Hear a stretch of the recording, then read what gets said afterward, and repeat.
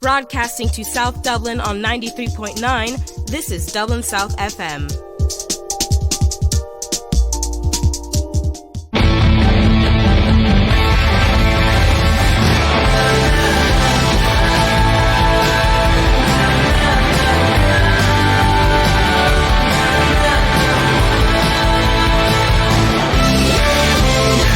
And good afternoon, everybody, and welcome to Business Eye. Another absolutely amazing Friday with beautiful sunshine. I think the sun is here. Summer has arrived. And with that, we have smiling, beaming faces in the studio today with two amazing guests. And I have a new co-host who is jumping on the spare seat there for a couple of weeks. Simon Haigh. Simon, welcome. Joe, it's good to see you again. It is great, Simon. Well, you know, we interviewed you there a couple of weeks and I said, oh my God, that man, he's got a voice for radio and he's got a face for radio as well. Absolutely. Simon, who have we got today? We've got two fascinating guests today. We've got Patrycja Jurkowska. Is that the right way to say it? Yes. And you're operations accountant at Global, and you've another really fascinating role. And then we have Kyle Kennedy from Kylemore Karting, and you've got a really interesting background. You've played soccer in the States and all that stuff. So really interesting guests. Yeah, we definitely do. We have, and both have lived different lives as well. You know, they're following their passion. Congratulations on your results. I believe you got some award or something there last week, was it? That's right, Joe. Yeah, so I've been nominated to be the Chartered Star for 2019, representing the Chartered Accountants Ireland at the Wine Award in October. I don't know to find that exciting. I don't know. Scary, isn't it? Good luck with that. And that's it. And you are actually then the president of the JCI, and that's one of the reasons why we brought you in today as well. Mm-hmm. So we'll talk about that. And then with Kyle wants to be and probably will be the next Schumacher. I'm a bit big for that, I think. It doesn't help with the weight distribution. Yeah, no, we just have to shorten you a little bit. Stop eating. There's a lot of food on it as well. So Kyle, I'll start with yourself. Tell me, karting, why? And as a business, it's a fun recreation that we all love, and sure everyone here has had a go at it, and I'm sure you'll give out a free ticket or something, or a raffle to people. If you're lucky. If we're lucky. We're nice to you. Tell us, go on. Yeah, so I suppose I was born into it. So I'm the managing director of Kylemore Karting, and we are Ireland's original karting centre. So we were opened in 1992. As Ireland's first track, and we've developed from one single track into 3 multi-level tracks. And I guess the reason, I mean, it's such a niche market, karting, and people always have that question. But it was my grandfather, Stuart Cosgrave, who was a bit of my late grandfather, unfortunately, but he's a bit of an Irish motorsport legend. So he was a qualified solicitor. So this starts off well before the 90s, and he was a qualified solicitor, but his passion was always motorsport. Yeah. And in the late 60s, Ireland was in a bit of a crisis. Dunboyne and Phoenix Park wanted no more races. So he took it upon himself to build Ireland's first international race circuit, and Mondello Park was born. So he founded and designed Mondello Park in 1968. Ran that for 20 years. I mean, not many people know, but like Ayrton Senna's raced there, Mika Hakkinen raced there. It was basically a platform for Irish racers, and that gave people like, Tommy Byrne, Derek Daly, these type of guys the platform to go on and have successful full-time motorsport careers. So he then saw in the 80s, while he was running Brands Hatch in Donington, that karting was starting, and he saw, wow, this is great. This is an entry level into motorsport, because usually motorsport has high barriers of entry, costs. If you're in Ireland and you want to be a professional racer, you're going to the UK every weekend to do race meetings, because it's just not to get noticed. So he said, wow, this is great. We can now provide karting to anyone pretty much over the age of 9. So we have corporates, kids, birthday parties, stags, hens. What about the tourist market? There's a lot of Chinese coming here, and Americans and Germans and Brits. What about that market? That's actually a market we're actually trying to get into at the moment. As most people know, the tourist market is booming in Ireland. And I mean, we might not fit everyone's bill in terms of karting. It's obviously a recreational activity. It's fun. Fun, It's safe is the main thing. That's what one of our big things is. It's safe. But yeah, I mean, there's definitely room for us to start improvement on partnering it. with. What about JCI? Do you think that'll be something that the association would actually bring people into on a day out as one of your events doing go-karting? Yeah, that sounds really interesting. I need to see maybe as one of our social events. I'm sure the lads would love it. The girls would love it. I'd love it too. Exactly. I can I'd be there. remember when I worked in the motor trade many moons ago, and remember we were in Appleyard Motors down the road, and we did our team building and went out there, and I was given out to. This might be more team break. I was given out to stop that, or you take it off the car. Because I've been there, and I've then done rally driving, and I've also done stuff in Mondello as well. And I was a big Formula One fan, so I know it and all. But JCI. Mm-hmm. Tell the audience what JCI is about, because people are going, what the hell is JCI? Absolutely. Well, so let's first of all start with clarifying what JCI stands for. Yeah. So it is a Junior Chamber International. And it is a network of young leaders around the world. We have over 200,000 members around the world. Wow. We are present in over 100 countries. And here in Dublin and in Ireland, we have our presence as well. The Dublin City Centre chapter is the largest chapter in Ireland, where I'm currently the president for this year.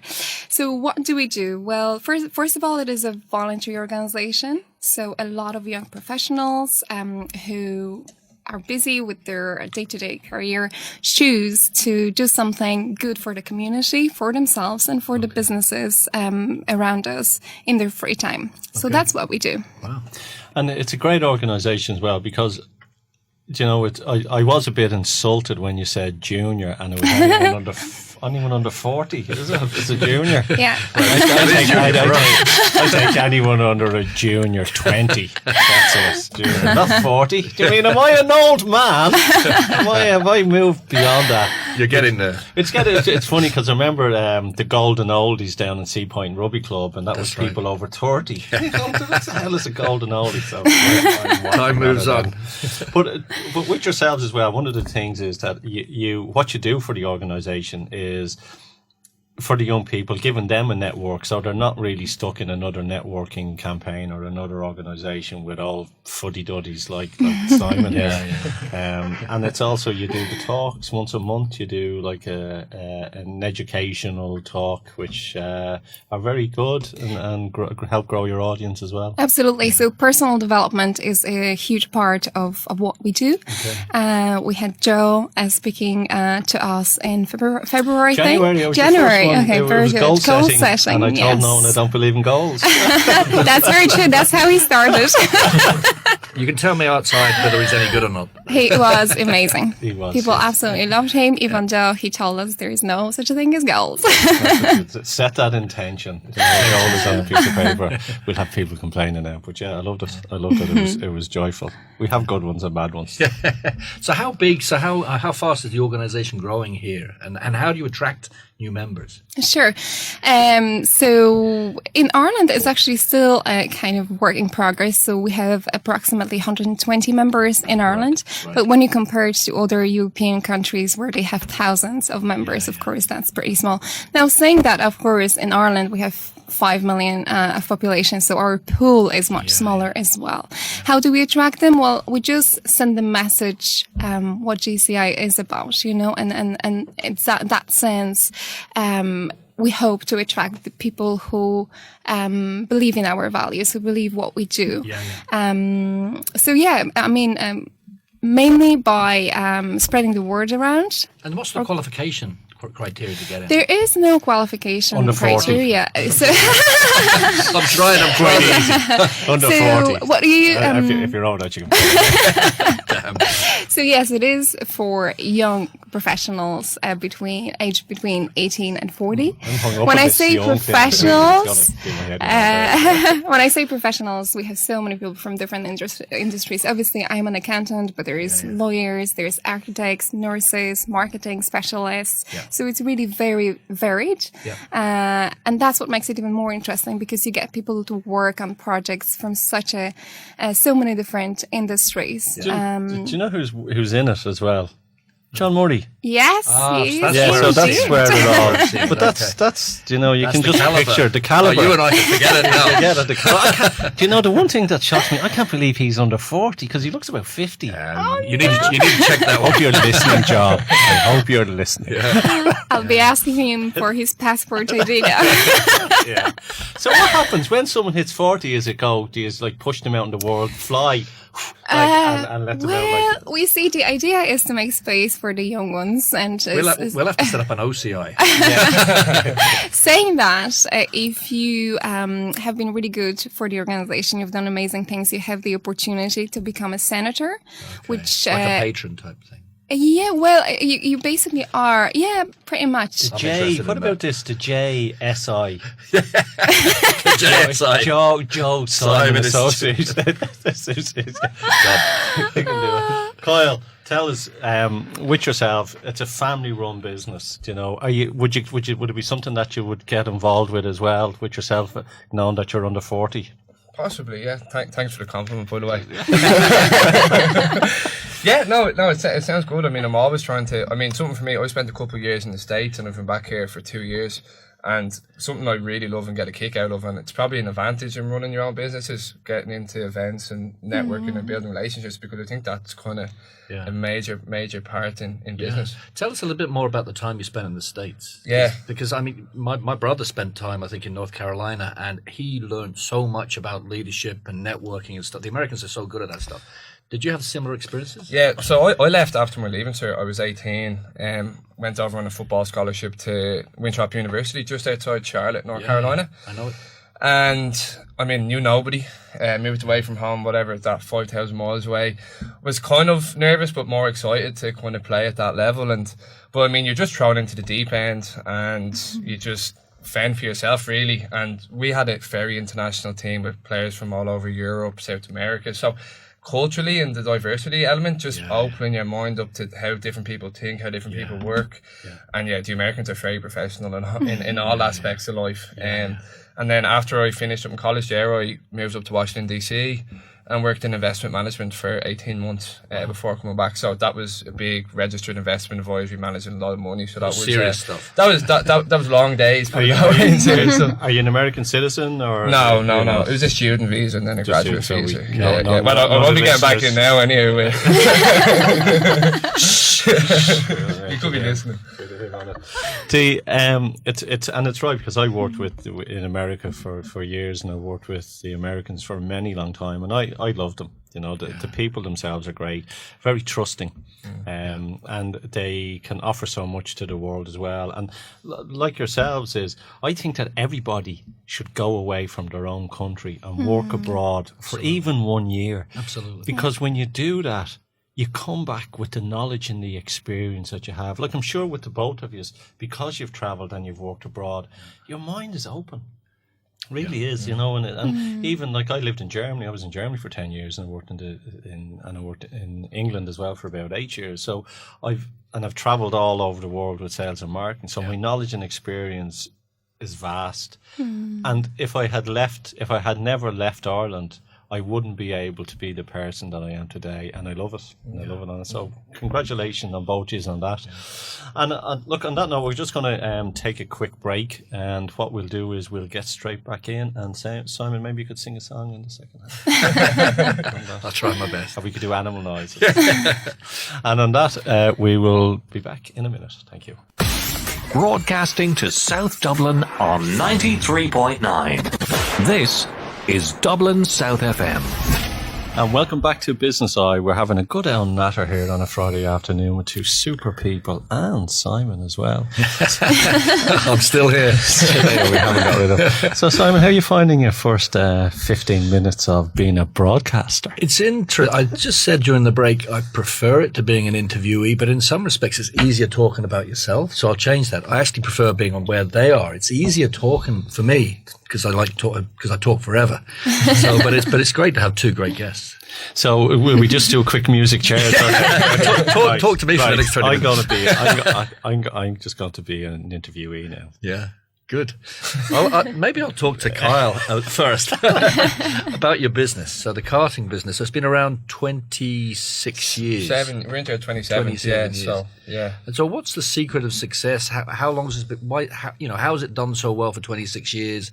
How are you going to keep moving it forward? What are the secrets there? Yeah, well, it's definitely, when people think about, well, you guys have been along for so long, it's great. Positive for us, but obviously there's the day-to-day challenges that everyone has in running a business. But I think we kind of have maybe three USPs or differentiators, if you will.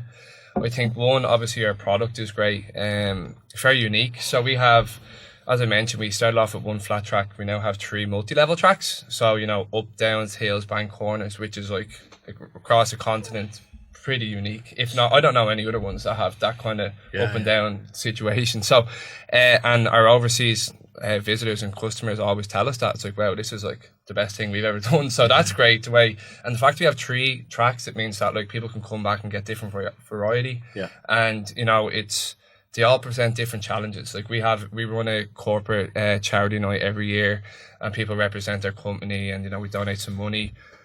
But it fits into the likes of the schemes of where people either go to the dog track or they go-kart racing or archery or paintball. So it's quite competitive because you've got, I was going to say tambourine, but I mean jump zones, tambourine classes. There we go.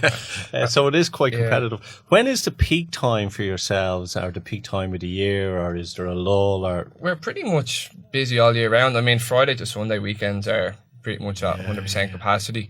I mean, we've 3 tracks, so ideally all 3 will be running 7 days a week, 12 hours a day, but sometimes that doesn't happen. So yeah, I mean, Christmas is obviously very busy for corporates. I mean, we have corporates all year round, but every Christmas party this summer, it's the kids off. So, but luckily we don't really have to. I mean, January and September would be on a relative scale, the 2 of the quarter months, but no, we're pretty solid all year round, which is great. I also want to mention as well, I think our team and the staff that we have are a massive plus for us. I think safety is a massive thing in the industry. A lot of people. Keep going. Yeah, so I mean, people, when you say karting or motorsport, there's certain, I'd say, stereotypes. Like when people aren't aware, because it's such a niche thing, if aren't aware of what's involved, they might think, oh, it's a little bit dangerous. But we obviously have very strict compliance with safety regulations. We're part of the NKA, a governing body. They do annual inspections. We have to do rigorous training with the guys. So that's all great. And I mean, my 2 operations managers, one's been with us since day one that we opened in '92, and the other one's been with us 17 years. So, I mean, that kind of experience is just invaluable, really. It's something you just mentioned there, and I think it's quite important in all organisations as well. Having a good team and people working, and it's something that I've spoke about in the past about having toxic people within an organisation, and even if that person is brilliant at their job, and they're toxic to everybody else in the job, you should get rid of them. And the reason why I'm quite strong about it is because even though they're great at what they're doing, what they're causing can be affecting, if you really want to get down to it, the bottom line of everything else that's happening in the organisation as well. I 100% agree with that. And in fact, at 52 this year, and I've got, like you, I've travelled the world, lived in Australia, UK, Poland for a bit, and done many different things.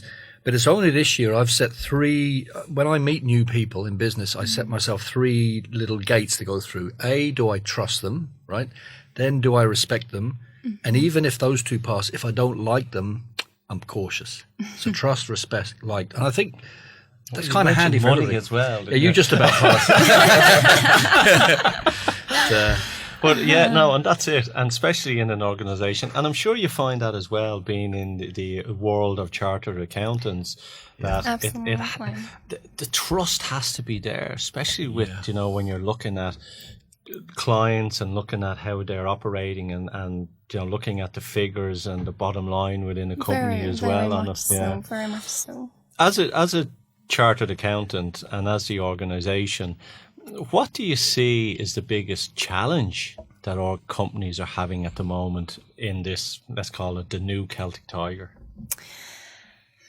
That's a very good question. I think staff retention might be one of them. First of all, attracting the right talent. Yeah. And secondly, retaining them. I mean, in Ireland at the moment, obviously, especially if you are a qualified chartered accountant, there's no such a thing as having an issue in finding a job. So I guess it's for the companies, they compete with each other quite a lot. To attract the right talent in the first place, and secondly, when they have them, to retain them. I'm a millennial, and there's this perception of millennials. I've never met one before. I write about them, but now see one. Get a photograph of them. So Our engineer is shouting in my earpiece. I won as well. He looks like one. Well, one of the things that to attract us and to retain one of us is to make us feel that we add value. Yeah. So, that will be the kind of key. I know there is a lot of benefits that the companies offer: free meals, a lot of freebies, and parties and all that kind of stuff. It's the gym and everything, but I don't think it's funny. My wife is a qualified accountant, and she's a nutritionist. Yeah. And she realised that her passion and her love was nutrition. And she left accountancy because she realised at the end it was only a means to an end of why she did it. And she's an excellent nutritionist, and she gets the functional medicine end of it as well. Yeah. So it's really about following your heart and everything. Like, to ask me to be an accountant, no. Maybe go-karting, I probably would, but after a while you'd have to say you're eating all the sweets. Exactly. So we all love what we do. Well, What's your passion? That's a good question. I was a lucky one to get that one first. I think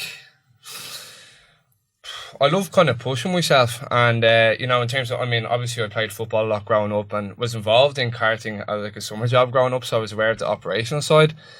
But my experience in America as well, and kind of just being on my own and being independent, it just really helped. And I've been working for myself now for 2 years, and although it's challenging, it can be long, it can be stressful, it's very rewarding. Yeah. What are the best parts of running the karting business for you? Well, it's a lot funner than working in finance. That's one thing. That's one tick.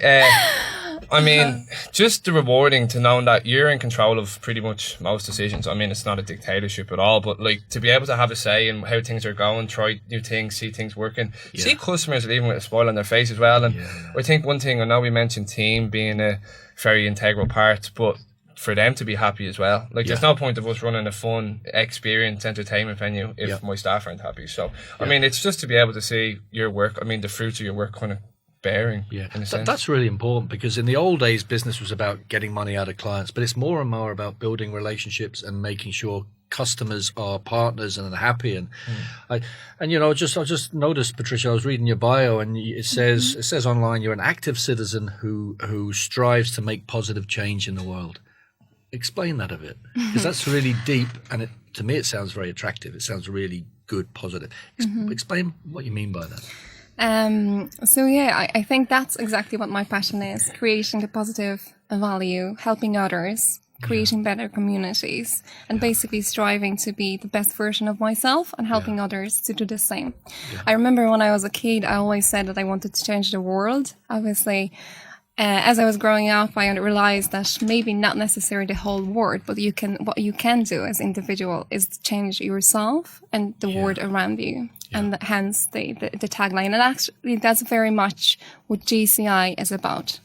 That's exactly what our mission and vision is, to be the leading global network of young active citizens who create the positive around the world. And that's by not making, huge steps. It could be just small little things every day that create a huge value. This is what I really like about millennials. So, for example, our age group, we grew up, we always had two diesel gas guzzling cars outside of a house, and we didn't think about the consequences. And whereas millennials tend not to have a car, you might use a scooter or whatever.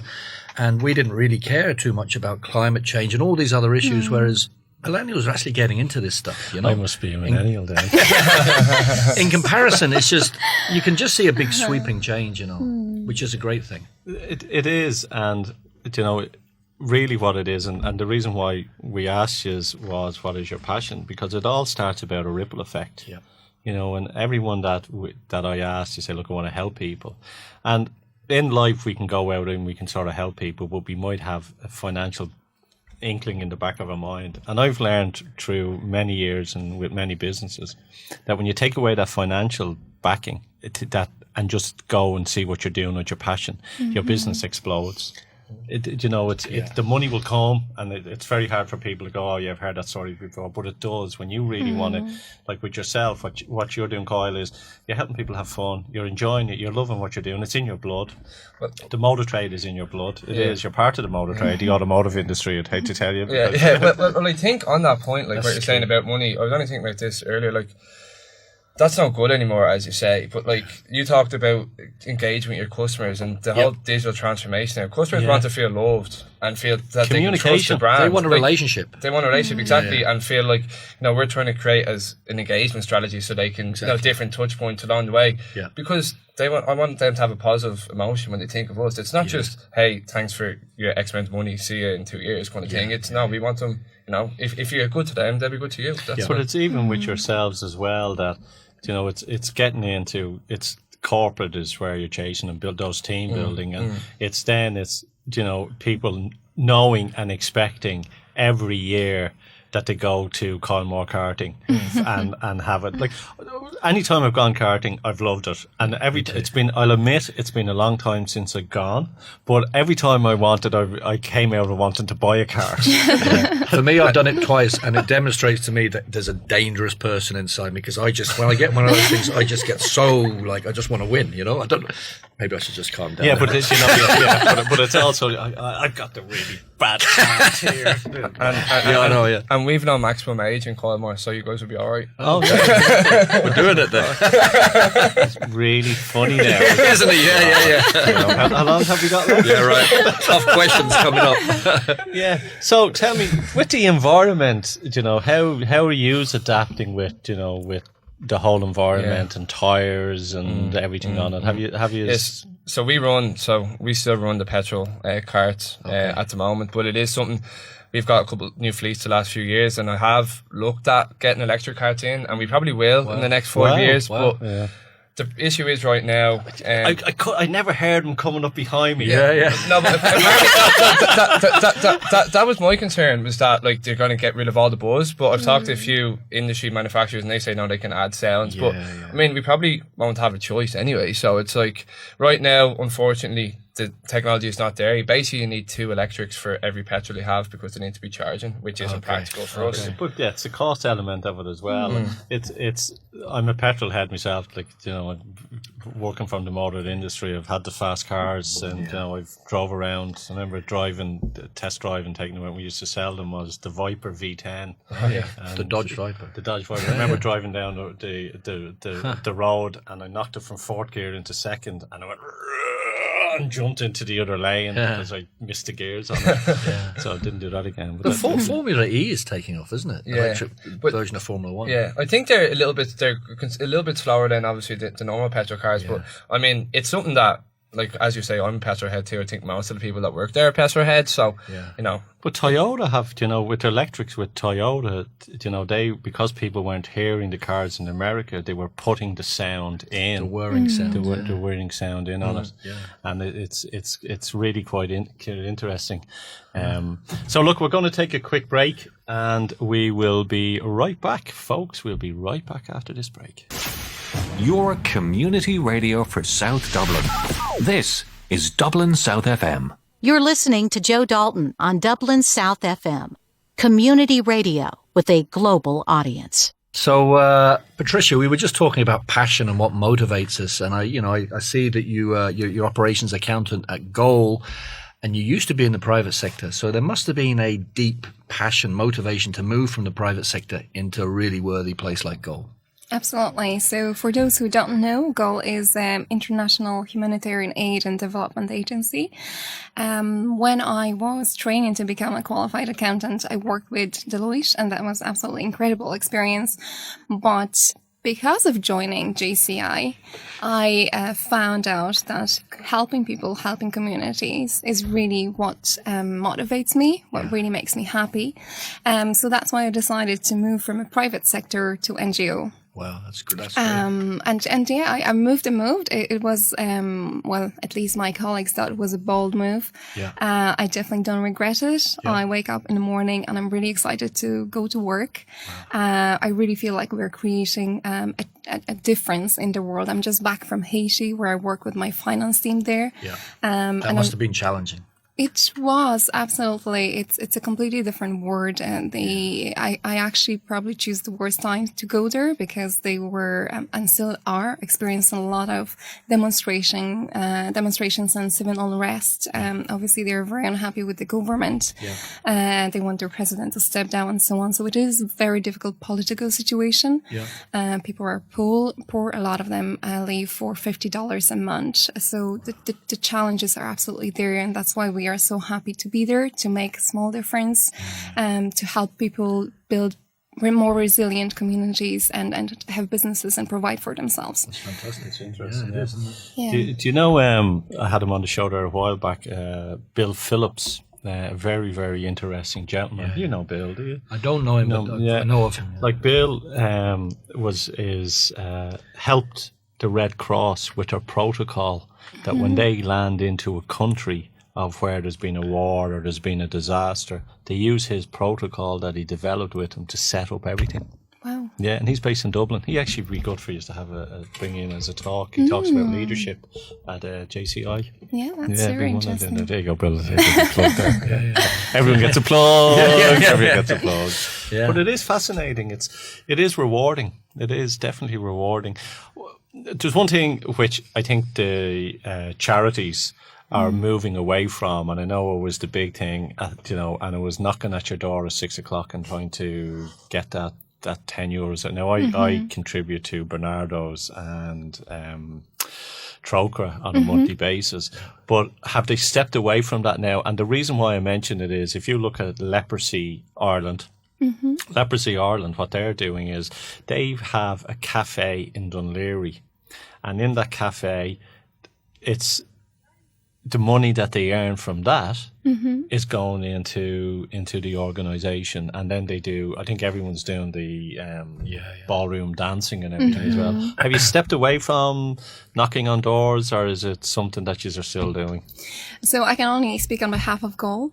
Yeah, well, that's the goal. Yeah. Most of our donors are actually institutional donors. Okay, so European Union, US government, and so on. So vast majority of our donations come from those big institutional donors. But absolutely, that's something that we are trying to get better at. Is actually reaching out to the Irish population, which is very generous. It's something that we haven't been doing well so far, to be quite honest with you, and something that we are looking into. Now, I don't think we'll be knocking at anyone's doors. Yeah. But you know what's brilliant, actually? There's a company called the Art of Charity, and they basically create these, say a hare or a rabbit or a dog, and then they get artists to paint these all up, and then they auction them off. The art of fundraising. That's exactly what we did with our campaign, What on Earth. So basically, we got famous people, artists, to design globes, and then we sold them at an auction. That's good stuff. Currently, we run different campaigns from time to time. So currently, we run the Goal Mile, where you run or walk or swim a mile a day. And you raise money by doing so. That's a great idea. Yeah. So there's no knocking on the door, but we do. So which are you like doing, that. Walking or swimming? It's walking for me. A mile a day? That's good. Yeah, I could handle that. You could handle that. That's me up and down the stairs and a couple of times as well on it. We've talked about passions, but what about challenges that you both face in your working life, and how would you overcome some of those challenges? Kyle? I think the biggest learning curve, I guess, since I started as the kind of managing director in Kylemore is time. Is obviously you kind of hear that as the most valuable resource in the whole wider business community. And like, I mean, there's 24 hours in a day, but how much can your brain operate at optimal efficiency throughout the day? Like, you only really have 8 hours probably productive realistically. So I mean, as I mentioned again, it's surround yourself with the right people that, as you said, you can trust. So if I didn't have a team that I knew was carrying out standards to what I expect, I couldn't go out and grow the business and try new initiatives, because you'd be just worrying about what's going on all the time. So, you'd probably just be sitting in one of those carts just going round and round. Yeah. So I mean, I think just trying to overcome time. I think, as you said about the labour market, I think that's the one negative of all these multinational companies like Facebook and Google coming into Dublin. The Irish small business kind of suffers a little bit because we can't really offer as much as... I think it's a mindset as well. What's the future for you? Hopefully to keep going. You know, I think, you know, we've been here 27 years and we've seen our existing customer base keeps coming back and back. So I mean, as we've got 3 different tracks, I think we'll still be powering on in 20 years. That's the plan anyway. Would you build anywhere else around? We did operate one out by the airport, Cart City. It's an outdoor one. That's right. Outdoor doesn't really go too well in Irish weather. So I'm not sure. I think we're going to stick to what we are at the moment. But in terms of expanding, I think we're going to focus on customer experience and digital. Focus on what you do well and build on it. Yeah, exactly. Patricia, what about challenges that you face in your professional life, and how do you personally work your way through those? Sure. Well, I'd say because I have so many hats. So obviously, in addition to my professional career, I'm also the president of JCI Dublin. I also sit on the Young Professionals Committee for Chartered Accountants. I'm dizzy already. So yeah, there's a lot going on. So I think what you said about time, but I take it from a different perspective. So instead of managing your time, managing yourself. There's so many distractions. There's so many different things shouting at you.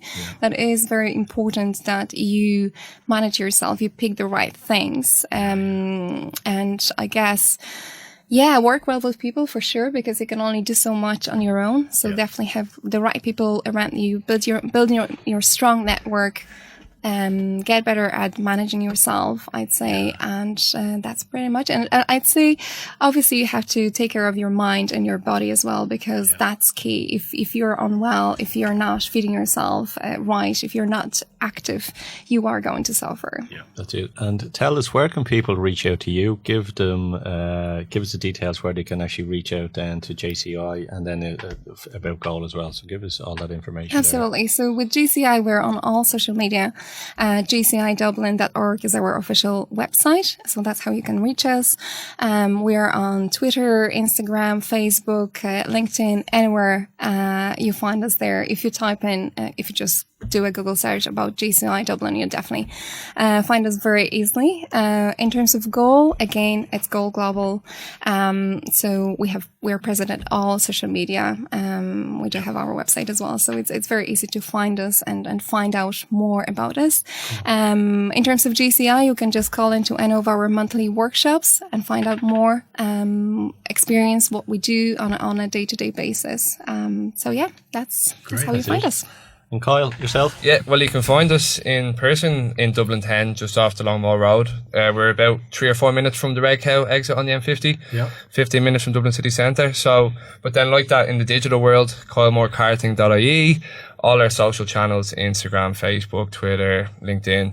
And if you're old-fashioned, telephone 626-1444. That's it. I just want to ask people their telephone number. And Simon, tell us what you do and where people can reach out. What I do. So you've got 1 minute. Like Patricia, I wear about 6 different hats, but fundamentally I've got a business consultancy called GCM Consulting, and simonhaigh.com, which is really about a bit like what you do, Joe. I help coach executives. I help organizations, businesses grow and leaders grow. So simonhaigh.com. I don't remember the phone number, but simonhaigh.com. You find me there. You're on LinkedIn. And with myself, just let people know, on the 24th of June, I'm running a mastermind seminar for coaches and consultants. It'll be on my website, or you'll find it on LinkedIn, and that is for consultants and coaches, and that is a mastermind on the 24th of this month. And it's joedalton.ie. So look, folks, we're coming to the end of the show. I would like to thank our two guests for coming in. Thank you very much. I hope you had fun as much as we did. And I'd like to thank Danny, our engineer, who's shouting in my ear in there. Danny, you're a great doing another great job as always. And I also then want to put it to Simon for well done. Well done, Simon. Thanks, Joe. It's been great again. It's been on the other side, so we like that little cake for you now. I survive. And yes, folks, this is Friday. It is a beautiful day again. We're based up here in the Gods in Dundrum Shopping Centre. We would like to thank you all for listening, and I hope to catch you all again next week on Business Eye. And the show can be caught on Mixcloud on Business Eye. It'll be up and running when Danny gets around to do it on podcasting. So till then, have a super, super week, and we'll talk to you again next week. Goodbye. You're listening to Joe Dalton on Dublin South FM, community radio with a global audience. Broadcasting to South Dublin on 93.9, this is Dublin South FM.